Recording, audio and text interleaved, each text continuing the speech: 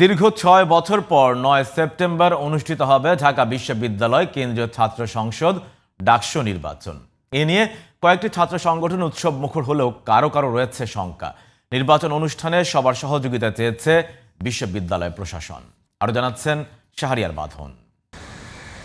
৬ বছরের ব্যবধানে ঢাকা বিশ্ববিদ্যালয়ের কেন্দ্রীয় ছাত্র সংসদ ও হল সংসদ নির্বাচন ২০২৫-এর তফসিল ঘোষণা করেছে বিশ্ববিদ্যালয় নির্বাচন কমিশন।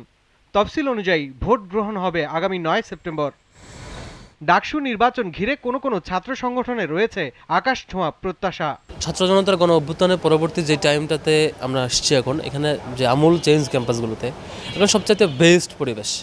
হলগুলোতে এখন পর্যন্ত কোনো শিক্ষার্থী কারো দ্বারা টর্চার্ড হয় না। সকল ছাত্র সংগঠনের সহাবস্থানমূলক যে পরিবেশ, এটা আমরা এর আগে কখনো দেখিনি। ৫ তারিখের পর থেকে যে পরিবেশ তৈরি হয়েছে, এইটাই ডাকসুর জন্য আসলে উপযোগী সময়। তবে নির্বাচন নিয়ে শঙ্কা রয়েছে কয়েকটি ছাত্র সংগঠনের। একদম স্মুথ শান্ত পরিবেশ আছে সেটা বলা যাচ্ছে না, কারণ প্রতিটি লীগ তারা তো উৎপত্তি আছে যে কোনো সময় যে কোনো ধরনের অস্থিরতা তৈরি করার জন্য। ডাকসু নির্বাচন পরিস্থিতিকে আমরা পর্যবেক্ষণ করছি। কেউ যদি কোনো ধরনের দুষ্কৃতি করতে চায়, অবশ্যই আমরা শিক্ষার্থীরা তাদেরকে সমুচিত জবাব দেব। যেহেতু ডাকসু তফসিল ঘোষণা হয়েছে এবং খুব শীঘ্রই আমরা আশা করতেছি সুন্দর একটা পরিবেশে ডাকসুটা আমরা পাবো। আবার নিরাপত্তা ও সুষ্ঠু নির্বাচন নিয়েও সন্দিহান কেউ। যে বিশ্ববিদ্যালয় নিরাপত্তা দিতে পারে না, সেই বিশ্ববিদ্যালয়ে একটি ভোট হবে, সেই ভোট যে আসলে অবাধ এবং সুষ্ঠু হবে সেটা নিয়েও তো আসলে সন্দিহান। এবং আমরা চাই যে ডাকসু সর্বোচ্চভাবে সুষ্ঠু হোক এবং পার্টিসিপেটরি হোক, সবাই যাতে খুব ভালো মতো পার্টিসিপেট করতে পারে।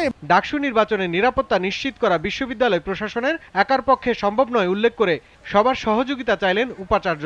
ঢাকা বিশ্ববিদ্যালয়ের যে ভৌগোলিক অবস্থান এবং যে বাস্তবতা, যে মূলত এটি সর্বজনতার প্রতিষ্ঠান, তাতে নিরাপত্তা নিশ্চিত করবার জন্য আমাদের সবার সহযোগিতা দরকার। এটি এককভাবে বিশ্ববিদ্যালয় প্রশাসন করতে পারবে না। সবার দাবির ভিত্তিতেই ডাকসু নির্বাচন আয়োজন করা হচ্ছে বলেও জানালেন ঢাকা বিশ্ববিদ্যালয়ের উপাচার্য। শাহরিয়ার বাঁধন, জিটিভি নিউজ, ঢাকা।